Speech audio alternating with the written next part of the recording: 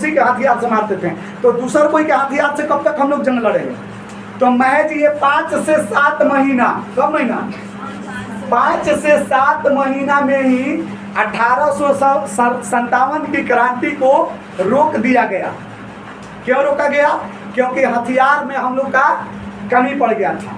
और 1857 की क्रांति को रोका गया। रोकते ही एक अंग्रेज अधिकारी था, दिल्ली का डीएम। दिल्ली का कौन था? डीएम था captain Hudson. Captain Hudson, captain Hudson समझ में आता है कौन था? ये कौन था? कैप्टन हडसन जो था वो दिल्ली का क्या था? डीएम था। कि कैप्टन हडसन बहादुर शाह जफर को जाता है अरेस्ट करने के लिए। चूंकि पूरे देश का नेतृत्व किसने किया था? बहादुर शाह जफर किया था। तो बहादुर शाह जफर को कैप्टन हडसन जाता है अरेस्ट करने के लिए। तो जब बहादुर शाह जफर भी जो थे वो शासक के साथ साथ साहित्यकार भी थे। क्या थे? शासक के साथ साथ यानी राजा के साथ साथ बहादुर शाह जफर जो थे वो क्या थे? साहित्यकार भी थे। जब कैप्टन हडसन बहादुर शाह जफर के पास जाता है और उनको अरेस्ट करता है तो मजाकिया अंदाज में एक शेर बोलता है, यानी शेराना अंदाज में उनके पास जाता है। और जाते के साथ ही कैप्टन हडसन बहादुर शाह जफर से एक शेर बोलते हुए उनको अरेस्ट करता है।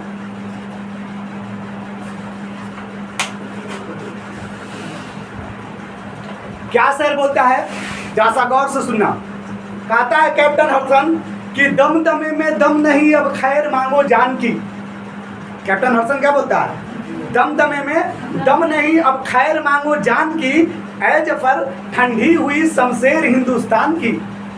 इसका मतलब क्या होगा? समझ आ रहा है कि तुम्हारे सेनाओं में, तुम्हारे फौजों में, तुम्हारे सैनिकों में, तुम्हारे जवानों में अब वो ताकत, वो कुव्वत और वो हिम्मत नहीं है जो अब तलवार चला सकता हो। शमशेर का मतलब होता है तलवार। सुना रहा?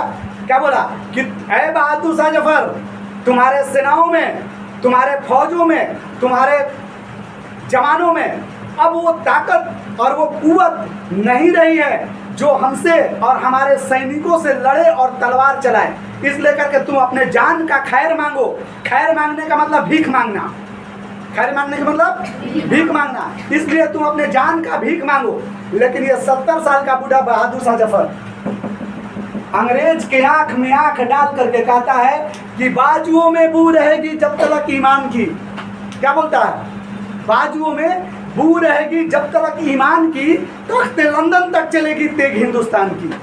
इसका मतलब क्या हुआ कि हमारे सेनाओं में, हमारे फौजों में, हमारे जवानों में जब तक से देश को आज़ादी कराने का हौसला और हिम्मत रहेगा तब तक केवल भारत में ही नहीं, तुम्हारा देश लंदन में भी हम लोग तलवार चलाएंगे। सुना रहा? कितना दर्दनाक बात बोले था। और इसी बात को बुरा मानते हुए कैप्टन हडसन ने बहादुर शाह जफर को अरेस्ट करता है और रंगून भेज देता है। कहाँ भेजता है? रंगून। आज जो तुम लोग वर्मा का नाम सुने होगे ना, वर्मा, वहीं पर बहादुर शाह जफर को क्या भेजता है? रंगून भेज देता है, यानी वर्मा भेज देता है। और बहादुर शाह जफर वहीं पर बर्मा में है। 7 दिन का भूखा बहादुर शाह जफर को ले जाता है। कहाँ पर? वर्मा में। और 7 दिन के भूखे के बाद में बहादुर शाह जफर से कहता है कि बहादुर शाह जफर नाश्ता कर लीजिए।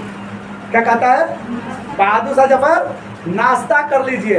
ये 70 साल का बूढ़ा 7 दिन का भूखा होते हुए भी कहता है कि मुझे तुम्हारा नाश्ता मंजूर नहीं है। सुना रहा? लेकिन कैप्टन हडसन जो था उस इलाका का डीएम था और बहुत सारे अधिकारी जो थे ये सब मिल करके बहादुर शाह जफर को मनाते हैं कि आइए आप नाश्ता कर लीजिए।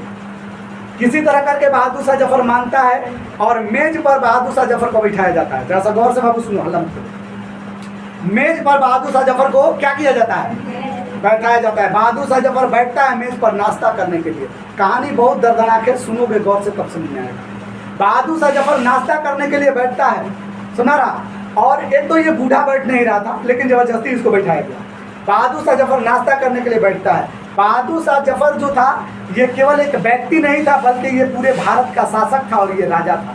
तो राजा महाराजा का खाना तुम लोग जानती है कि 76 गो 77 गो आइटम रहेगा, उसमें से 1 गो 2 गो चुन के खाता है, ठीक नहीं है? तो इसी तरह से बहादुर शाह जफर को वाकई में बड़का प्लेट में, बड़का ट्रे में, बड़ा ट्रे में नाश्ता जाता है, ऊपर से चादर टोप करके, जिसको खानपोश भी कहा जाता है। सुना रहा, खानपोश से टोप करके, यानी खाना को ढकने वाला कपड़ा को खानपोश कहा जाता है। सुना रहा, खाना को ढकने वाला कपड़ा को क्या बोला जाता है? खानपोश बोला जाता है। तो खानपोश से ढक करके क्या ले जाया जाता है?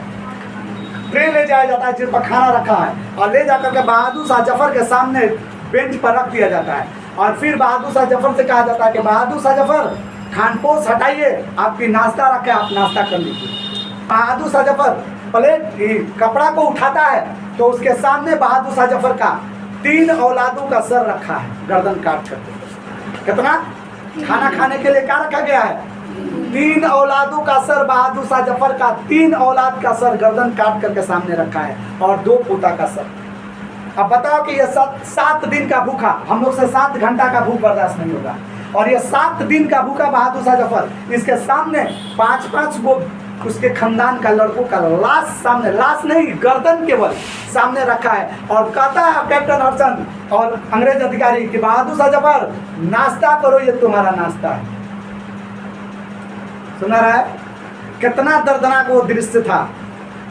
लास्ट में कुछ ही महीनों के बाद ये सब गम को बर्दाश्त करते हुए बहादुर शाह जफर का डेथ हो जाता है। सुना रहा है? और बहादुर शाह जफर को उसी रंगून में दफन कर दिया जाता है, जहाँ पर हमारे देश का पीएम नरेंद्र मोदी भी अभी हाल फिलहाल में गए थे 2-3 साल पहले, और जाकर के उनके मजार पर चादर भी चढ़ाए थे। सुना रहा है? तो इस तरह से ही हमें आज़ादी बाबू नहीं मिला है। आज़ादी को पाने के लिए हम लोग बहुत सारा कुर्बानियाँ दिए हैं। सुना रहा? तब जाकर के